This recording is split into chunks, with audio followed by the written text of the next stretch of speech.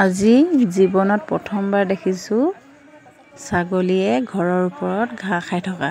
এয়া দেখিছেনে আপোনালোকে? এয়া ঘৰৰ ওপৰত দুটা ছাগলী উঠিছে, উঠি লৈ পিনি পূৰা ঘাঁহ খাই আছে। যিহেতু বেটীক স্কুলত নিছিলোঁ, স্কুলত নিওঁতে আমি চাবুৱা নাট্য মন্দিৰত লগৰকেইজনীৰ লগত বহি আছিলোঁ। বহি থাকোঁতে দেখিলোঁ হঠাতে ছাগলীয়ে ঘৰৰ ওপৰত উঠি আছে আৰু ওচৰ উঠিবলগীয়া একো সুবিধাই নাই। কেনেকৈ উঠিল কি সিহঁতিয়ে জানিব। আৰু নামিল বাৰু। পাছত আধা ঘণ্টামান থকাৰ পিছত খুব চিঞৰিলে।